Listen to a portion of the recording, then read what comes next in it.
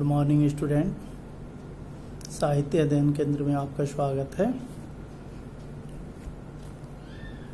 उम्मीद है हमारे बच्चे सकुशल होंगे। बच्चों, आज हम कक्षा 11वीं के स्पीति में बारिश नामक पाठ का पाठ्य पुस्तक के प्रश्नोत्तर आपको बताऊंगा, क्योंकि इसके पहले आप सारांश और अर्थग्रहण संबंधी प्रश्नोत्तर इसके पहले वाली वीडियो में देख चुके हो। आज आप पाठ्य पुस्तक के प्रश्नोत्तर से अवगत होंगे। आपकी पाठ्य पुस्तक में सबसे पहला जो प्रश्न दिया गया है वह है कि इतिहास में स्पीति का वर्णन क्यों नहीं मिलता। इतिहास में स्पीति का वर्णन नहीं मिलता है, क्यों? कारण क्या है, रीजन क्या है?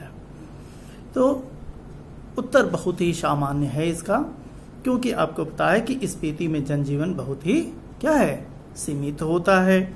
वहाँ खुल करके रहने योग्य परिस्थितियाँ नहीं हैं।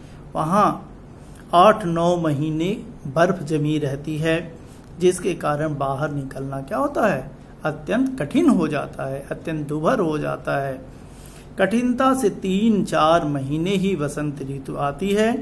इतनी कम समय में वहाँ का जनजीवन सामान्य नहीं हो पाता है। पहाड़ भी वहाँ के बहुत अधिक विकसित नहीं है, न अच्छे रास्ते हैं, न संचार के आधुनिक साधन हैं।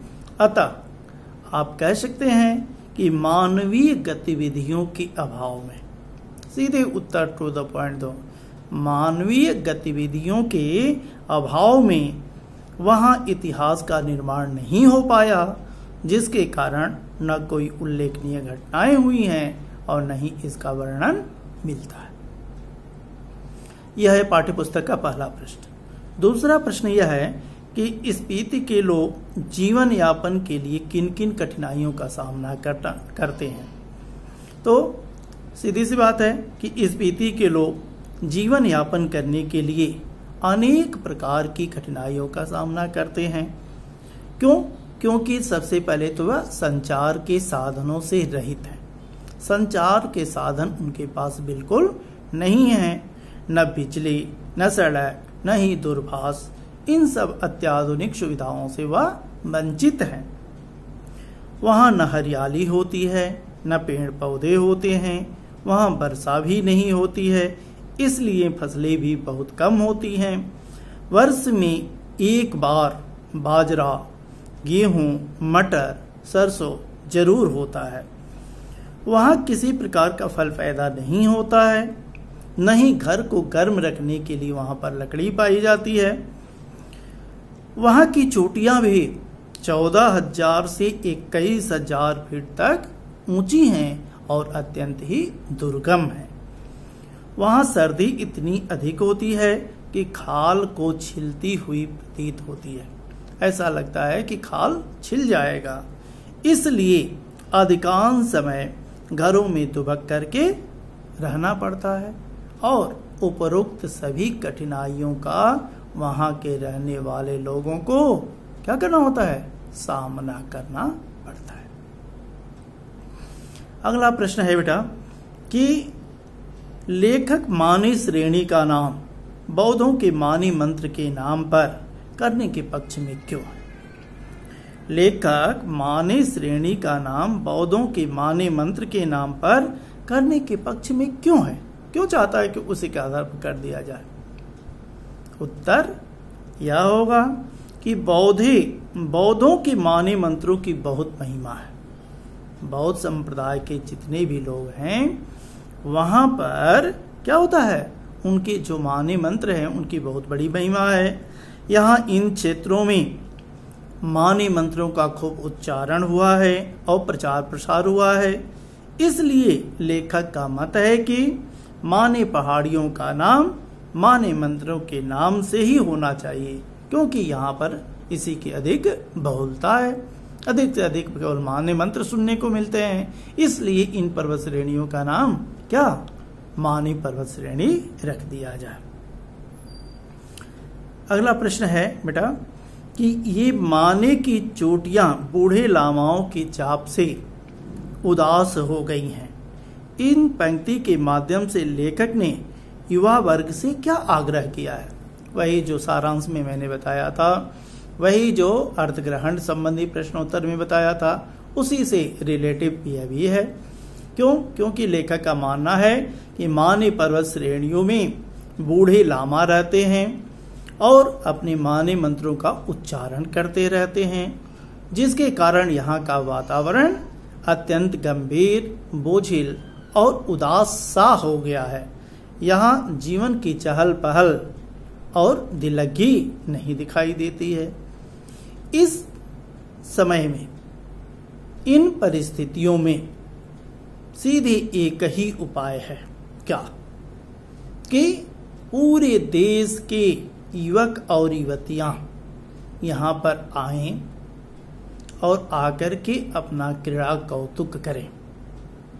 क्रीड़ा कौतुक करेंगे, प्रेम भरे खेल को करेंगे, नाचेंगे, कूदेंगे, अपनी प्रसन्नता को यहाँ पर आकर के व्यक्त करेंगे। तो ये जो पर्वत श्रेणियां हैं वह भी क्या होंगे? चहल पहल से परिपूर्ण हो जाएंगे।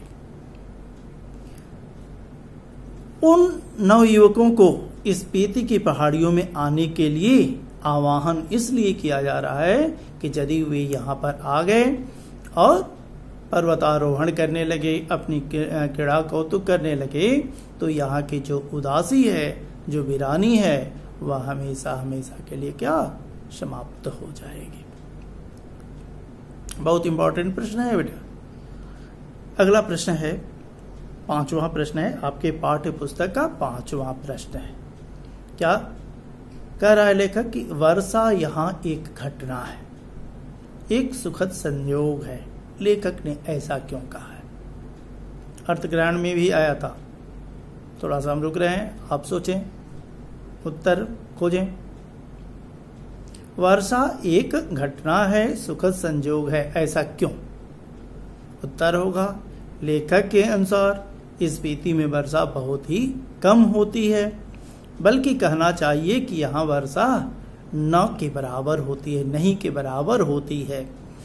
यहाँ तक कि मानसून यहाँ पहुंचता ही नहीं है। इसलिए जब कभी वर्षा हो जाए तो लोग इतने खुशहाल हो जाते हैं, इतने प्रसन्नचित्त हो जाते हैं और वे अपना अहोभाग्य, सौभाग्य मानते हैं कि यहाँ पर आज बारिश हुई है।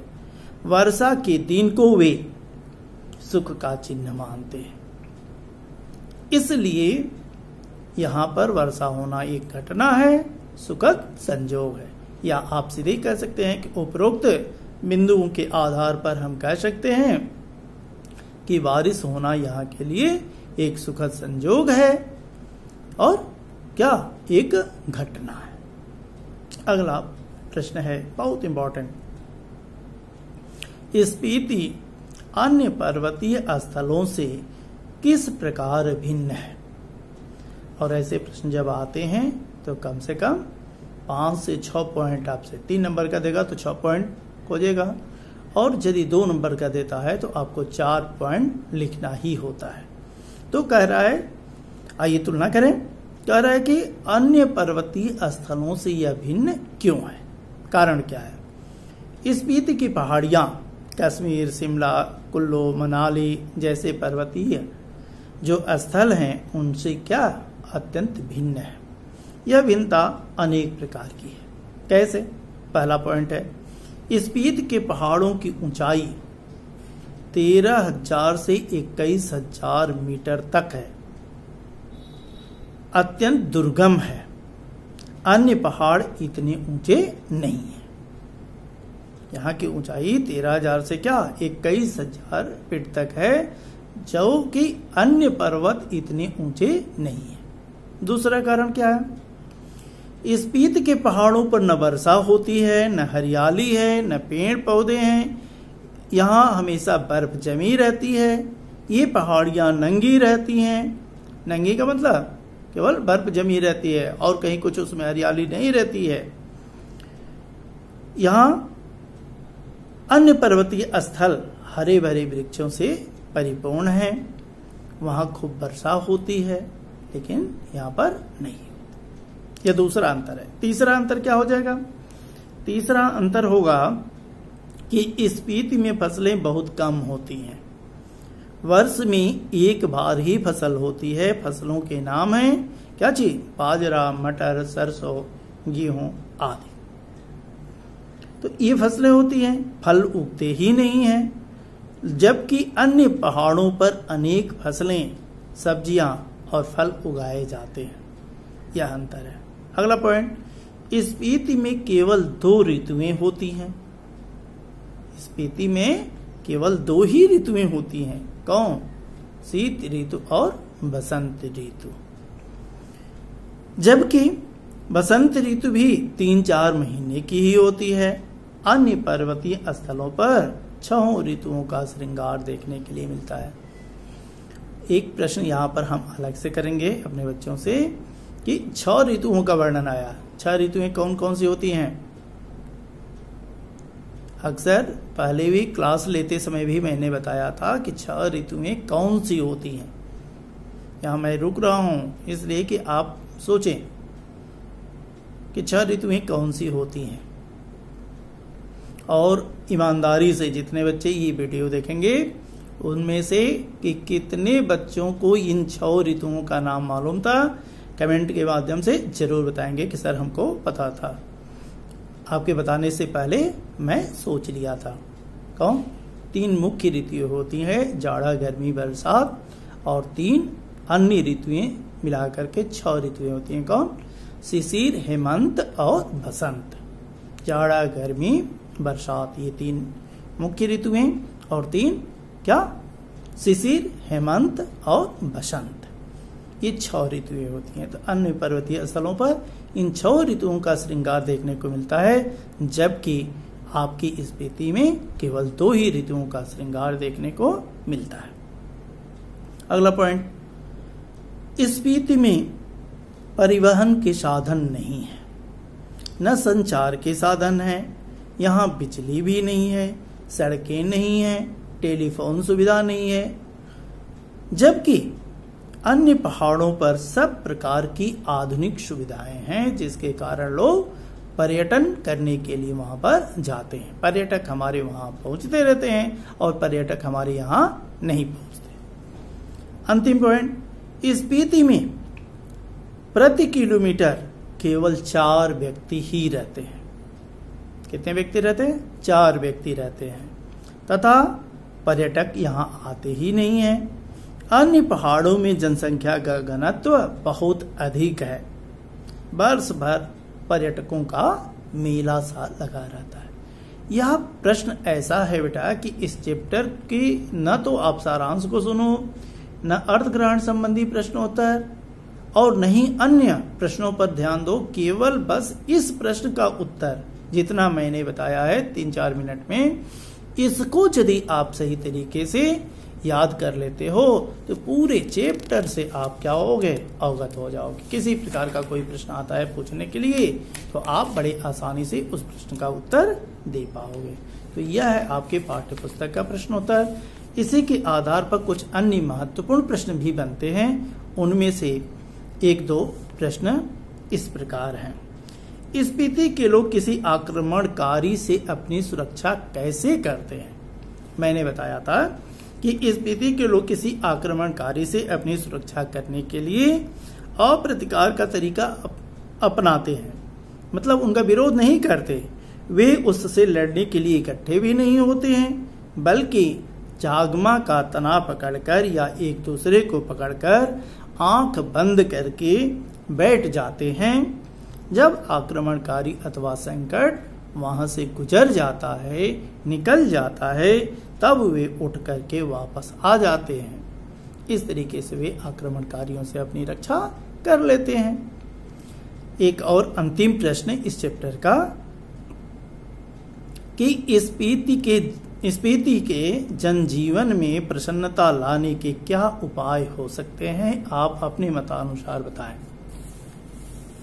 क्या और ऐसे कारण हैं जिनको हम करें तो यहाँ क्या चीज जनजीवन प्रसन्नचित्त हो सकता है?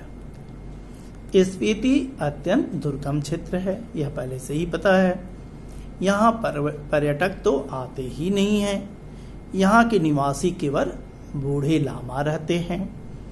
यदि यहाँ जोखिम भरे खेलों को बढ़ावा दिया जाए, लेखक कह रहा है कि यदि जोखिम भरे खेलों को बढ़ावा दिया जाए, साहसी युवकों को आमंत्रित किया जाए, केवल युवकों को ही नहीं, युवक युवतियों को आमंत्रित किया जाए। युवतियां भी किसी मायने में पीछे नहीं हैं। हर एक वर्ग में, हर एक कोर में वह पुरुषों से आगे निकल गई हैं। कम से कम उनका सामना तो करने के लिए तैयार ही, कंधे से कंधे मिला करके चल रही हैं हमारी बेटियां। तो इस तरीके से जब हम जोखिम भरे खेलों का आयोजन करेंगे, वहां पर नव युवक युवतियों को आमंत्रित करेंगे, खेल कूद और क्रीड़ा कौतुक करने के लिए वहां पर हम इनको बुलावा भेजेंगे। ये बच्चे जब यहाँ पर आएंगे तो वहां के जनजीवन में निश्चित रूप से क्या आशातीत परिवर्तन होगा। और जो खेलों का हम आयोजन कर रहे हैं उनको समय समय पर क्या करें, पुरस्कृत भी कर सकते हैं। तो इस प्रकार से यह हमारा चैप्टर क्या स्पीति में बारिश समाप्त हो जाती है। वीडियो के अगले अंक में नेक्स्ट चैप्टर, अभी लगातार हम लोग गद्य पढ़ रहे हैं, एक चैप्टर और मैं गद्य पढ़ाऊंगा। इसके बाद पुनः काव्य खंड पर हम लोग चलेंगे। जो नए बच्चे एडमिशन लिए हैं वह लगातार यह सोच रहे होंगे कि अभी तो केवल गद्य खंड ही लगातार चल रहा है। नहीं बेटा, काव्य खंड में भी 4 चैप्टर आप पढ़ लिए थे, बहुत अधिक सिलेबस उसमें भी आगे बढ़ चुका है। और इसके बाद जब हम काव्य खंड शुरू करेंगे तो मैक्सिमम 1 महीना लगेगा आपके सिलेबस को समाप्त करने में। लेकिन एक चीज अफसोस जरूर है कि या तो बच्चे 100% समझ जा रहे हैं, अथवा जहां किसी प्रकार की कोई समस्या हो रही है तो बच्चे पूछना नहीं चाह रहे हैं, क्योंकि किसी बच्चे का व्हाट्सएप के माध्यम से ये नहीं आ रहा है, फोन नहीं कर रहे हैं कि सर इसमें क्या समस्या है। 1-2 बच्चों का बड़ा अच्छा लगता है, कुछ बच्चे सिलेबस से कुछ अन्य प्रश्न भी जो उनके समझ में आता है, अलंकार से संबंधित आदि आदि जब पूछते हैं तो ये जिज्ञासा उत्पन्न होती है कि बच्चे जानने के लिए क्या उत्सुक है, जानना चाहते हैं। तो बेटा आप भी आपस में बातों को शेयर करो। यदि किसी प्रकार की कोई समस्या होती है तो बेहिचक पूछो, लेकिन अपने पाठ्यक्रम को तैयार करो। कल एक बच्चे ने पूछा था कि सर आपने कहा है क्वेश्चन आंसर लिखने के लिए कैसे लिखेंगे, चैप्टर नंबर कौन सा डालेंगे। तो मैं एक बार पुनः अपने बच्चों को बता दे रहा हूं कि कुछ चैप्टर निकाल दिए गए हैं, इसलिए जो चैप्टर आपके पढ़ाए जा रहे हैं उनके अनुसार अब आप मार्किंग करेंगे। सपोज दैट 1-2 चैप्टर पढ़ाया गया, तीसरा यदि आपके सिलेबस में नहीं है, चौथा पढ़ाया गया, तो आप चौथा चैप्टर को भी तीसरा चैप्टर कहेंगे। 1 2 3 आप लगातार काउंटिंग करेंगे, सीरियल नंबर 1 2 3 4 5 ऐसे चलेंगे। ये नहीं कि 1-2 पढ़ाया गया, तीसरा नहीं है, चौथा पढ़ाया गया तो हम लेसन 4 डालेंगे, नहीं। 7 छोड़ दिया गया, 8वां डाल दिया गया तो लेसन 8 डालेंगे, नहीं, ऐसी बात नहीं है। आप सीरियल नंबर से सिस्टमेटिक तरीके से चलो और अपना मार्किंग वही करेंगे जो आपके चैप्टर पढ़ाए जा रहे हैं, जो आपके सिलेबस में। मिलते हैं वीडियो के अगले अंक में। धन्यवाद।